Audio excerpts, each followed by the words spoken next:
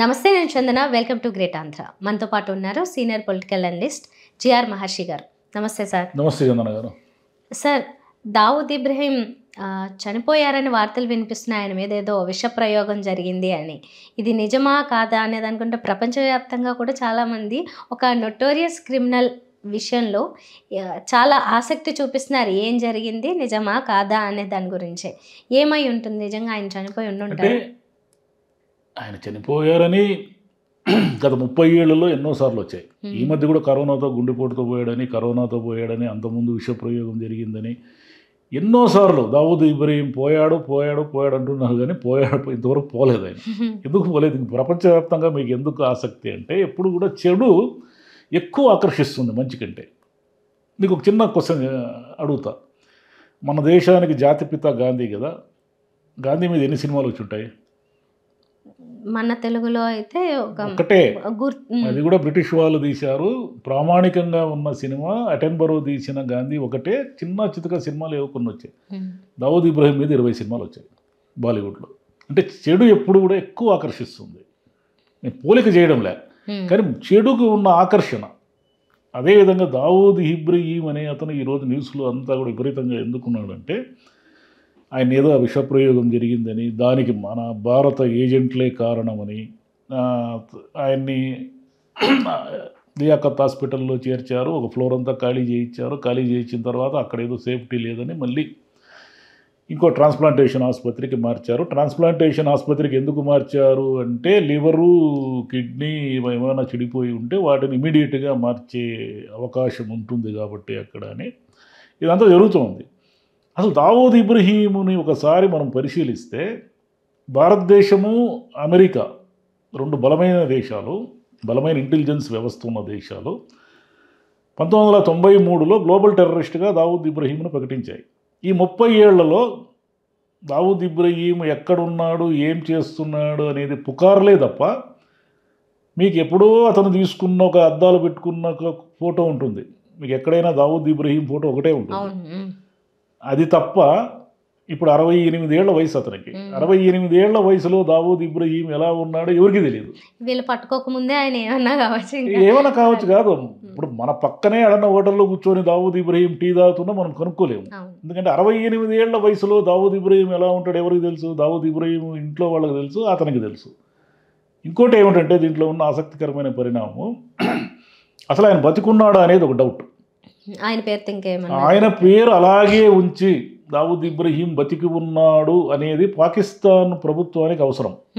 అసలు పాకిస్తాన్లో ఇన్ని ప్రభుత్వాలు మారాయి, సైనిక ప్రభుత్వాలు వచ్చాయి, ప్రజా ప్రభుత్వాలు వచ్చాయి, అధ్యక్షులు దిగిపోయారు, వాళ్ళు పోయారు, వీళ్ళు పోయారు, ఇన్ని పోయారు కదా. కానీ ఇప్పటి వరకు ఈ 30 ఏళ్లలో పాకిస్తాన్ ఎందుకు దావూద్ ఇబ్రహీంని ప్రొటెక్ట్ చేస్తూ ఉంది అనేది ఒక క్వశ్చన్ మార్క్. ఏమిటి పాకిస్తాన్ ప్రభుత్వంతో అతనికి ఉన్న అంత బలమైన లింకులు ఏమిటి? పాకిస్తాన్ ఆర్థిక వ్యవస్థని ఇతను ఏమైనా శాసిస్తున్నాడా?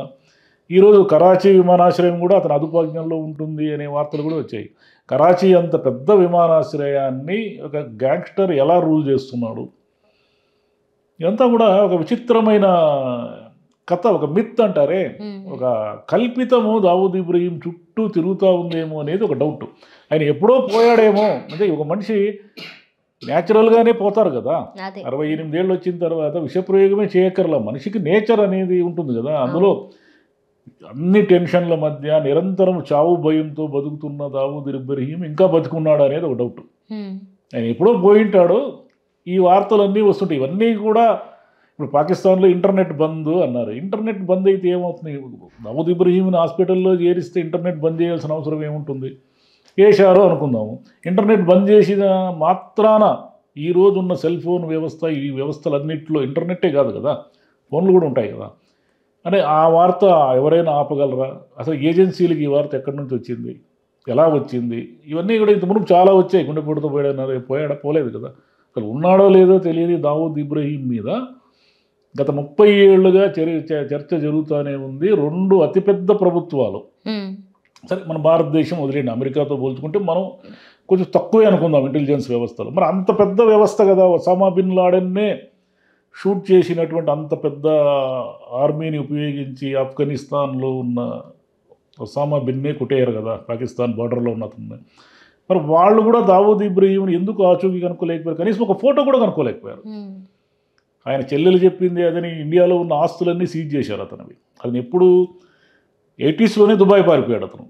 93 నుంచి మోస్ట్ వాంటెడ్, అతను ఇండియాకి రాలేదనేదే. కానీ అతను యాక్చువల్గా 85లో ఎప్పుడో వెళ్ళిపోయాడు అతను. దుబాయ్ పారిపోయి దుబాయ్ నుంచి కరాచీకి పోయాడు.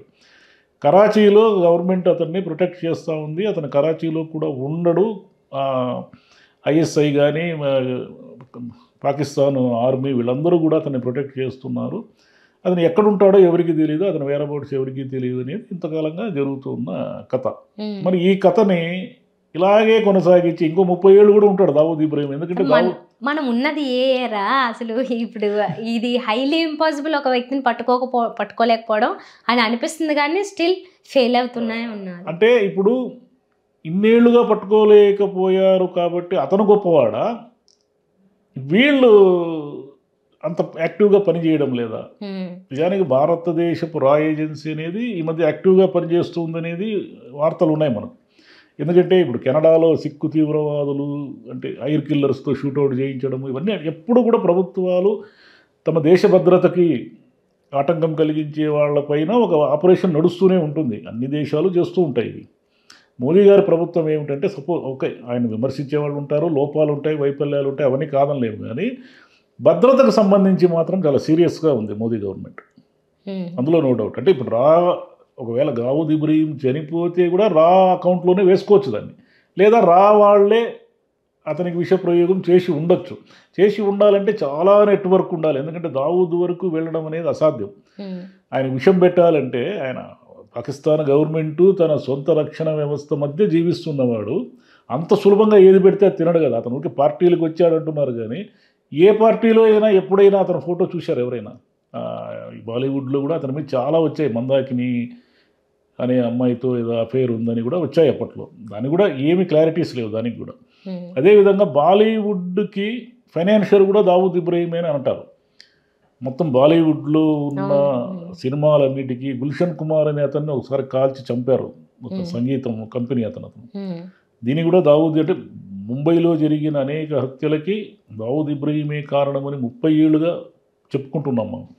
అప్పుడు 93లో జరిగిన బాంబు పేలుళ్ళు కూడా ఇతని పని అనేది గవర్నమెంటే తేల్చి చెప్పింది. కానీ ఇప్పటి వరకు అతను దొరకలేదు. విషప్రయోగంతో చనిపోతే మాత్రం ఆశ్చర్యమే. ఎందుకంటే అతను యాక్చువల్గా పట్టుకొని ఇండియా 18 మంది నిందితుల్ని మాకు కావాలి పాకిస్తాన్ గవర్నమెంట్ని అడిగింది గతంలో. దాంట్లో ఫస్ట్ పేరు దావూద్ ఇబ్రహీందే. ఇతన్ని మాకు అప్పచెప్పండి, ఇతను మా దేశంలో అనేక నేరాలు చేశాడు, మేము శిక్షించాలి ఇతన్ని అని అడిగితే పాకిస్తాన్ ఇప్పటి వరకు నోరు మెదపలేదు. తమ దగ్గర ఉన్నాడని ఒప్పుకోలేదు, లేడని ఒప్పుకోలేదు. ఎప్పుడు నాకేం సంబంధం లేదు అంటూ ఉంటుంది. అది ఆర్చివి కూడా ఆయన మాట్లాడుతూ ఉంటారు. ఆయన కూడా క్రిమినల్ హిస్టరీలోనే దావూద్ ఇబ్రహీం అనేది అతను నేరస్తుడే కావచ్చు, కానీ ఇంతకాలం అంటే 15 ఏళ్ల వయసులో అతను నేరాలు చేయడం స్టార్ట్ చేశాడు. అతను పోలీస్ కానిస్టేబుల్ కొడుకు అనమాట. ఖేడ్ అనే రత్నగిరి జిల్లాలోని ఖేడ్ అనే ఊరిలో పుట్టాడు అతను. వాళ్ళ నాన్న పోలీసు కొడుకుగా ఉండి కూడా ఇతను బాంబేలో నేరాలకు అలవాటు పడ్డాడు. ఇతను అన్న ఇబ్రహీం అనే అతను. ఈ ఇబ్రహీంని 80స్లో గ్యాంగ్ వార్లో కాల్చి చంపారు. ఇబ్రహీంని ఎప్పుడైతే కాల్చి చంపారో అప్పుడు డి కంపెనీ, ఇప్పుడు సినిమాల్లో డి కంపెనీ, మన రామ్ గోపాల్ వర్మ తీశాడు ఏ కంపెనీ అని. రామ్ గోపాల్ వర్మే దావూద్ ఇబ్రహీం చాలా సినిమాలు తీశాడు. సత్య తీశాడు, డి కంపెనీ తీశాడు, ఇంకేవో తీశాడు. ఆయన బతికిస్తున్నాడు. ఆయన ఎప్పుడు మళ్ళీ ఇప్పుడు అవకాశం వస్తే దావూద్ విషప్రయోగంతో చనిపోతే మళ్ళీ ఒక సినిమా తీస్తాడు రామ్ గోపాల్ వర్మ. చచ్చిపోకైనా తీయొచ్చు అనమాట. ఎందుకంటే దావూద్ ఎప్పుడో పోయాడు. ఇప్పుడు అన్నీ దావూద్ పేరు మీద చలామణి అవుతున్న వార్తలే తప్ప దావూద్ పోయి చాలా కాలం అయిందని కూడా ఒక సినిమా తీయచ్చు. అందుకని దావూద్ ఇబ్రహీం ఎప్పుడైతే డి కంపెనీ తీసుకున్నాడో ఇంకా అక్కడి నుంచి అతను తన నేరాలని వ్యవస్థీకృతం చేయడం మొదలుపెట్టాడు. అంటే ప్రపంచంలోని అనేక దేశాల్లో హవాలా కానీ, డ్రగ్స్ కానీ, ఈ కుంభకోణాలన్నింటిలో కూడా అతనికి సంబంధం ఉన్నప్పటికీ కూడా 68 ఏళ్ళు బతికాడు అతను. అది ఎప్పుడో ఎన్కౌంటర్లో పోవాల్సిన వాడు. 68 ఏళ్ళు బతికాడు. ఇంకా ఉంటాడేమో తెలియదు, ఈ వార్తలు అబద్ధమైతే. పోతే మంచిదే. కాకపోతే రా ఏజెన్సీ నిజంగా అంత ప్లాన్ చేసి, అంత ప్లాట్ చేసి దావూద్ ఇబ్రహీం లాంటి వాడిని లేపేస్తే మాత్రము భారత్ ఇంటెలిజెన్స్ వ్యవస్థకి అదొక ప్లస్ పాయింట్ అవుతుంది. అంటే తమ దేశ భద్రతకు ఆటంకం కలిగించే వాళ్ళని ఎవరిని మేము వదిలిపెట్టమనే ఒక మెసేజ్ పాస్ అవుతుంది. దీనివల్ల ఖలిస్తాన్ ఉద్యమం అనేది ఒకటి వేళ్ళు అనుకుంటా ఉంది కదా. వాళ్ళకు కూడా ఒక వార్నింగ్ లాగా ఉంటుంది. కానీ మొత్తానికైతే మాత్రం ఒక వ్యక్తిని ఇంతకాలం పట్టుకోలేదు అంటే మాత్రం అది పూర్తి ఫోకస్ పెట్టకపోవడమా, అంతకంటే ముఖ్యమైన పనులు వేరే ఉన్నాయి, ఫోకస్ పెట్టాల్సిన అంశాలు వేరే ఉన్నాయి కాబట్టి ఇది పట్టించుకోలేదు అనుకోవాలా, లేతే అతను తెలివైన వాడు మన వాళ్ళు ఫెయిల్ అయ్యారు అనుకోవాలో తెలియదు. 30 ఏళ్ళుగా అతని అనుచరులు అనేక మందిని లేపేశారు. కొంతమంది అప్రూవర్లు అయ్యారు, కొంతమంది అతనికి వ్యతిరేకమయ్యారు, రకరకాలుగా జరిగాయి. మీకు డాడీ అనే ఒక సినిమా వచ్చింది, అరుణ్ గావిలే మీద తీశారు. అదేవిధంగా చోటారాజన్ మీద కూడా వచ్చాయి, చోటారాజన్ వీళ్ళందరి మీద కూడా వచ్చాయి. చోటారాజన్ అనేవాడు అతని అనుచరుడుగా ఉండి మళ్ళీ ఎదురు తిరిగాడు అనేది ఒక కథ. నిజంగా జరిగిందా లేదా అనేది వేరే విషయం. అట్లా ఆయన ఇన్నేళ్లుగా అంటే 1955లో పుట్టాడు అతను 1970 నాటికి మొదటి నేరం చేశాడు. 15 ఏళ్ళు అంటే 70 నుంచి 2023 ఎన్నాళ్ళైంది, దాదాపు 53 సంవత్సరాలుగా నేరాలు చేస్తూ డాన్గా ఉంటూ నేర సామ్రాజ్యంలో ఒక వెలుగుతూ ఇంకా జీవించి ఉండడమే విచిత్రము. మరి ఈ వ్యవస్థల విఫలమా లేక అతనే వ్యవస్థలకు మించిన గొప్పవాడా? పాకిస్తాన్ ప్రభుత్వము తన చాలా అంటే సైనిక ప్రభుత్వం కావచ్చు, ప్రజాప్రభుత్వాలు కావచ్చు, ఇవన్నీ కూడా అతన్ని ఏమాత్రం ఈగ కూడా వాలకుండా ఎందుకు కాపాడుతున్నాయి?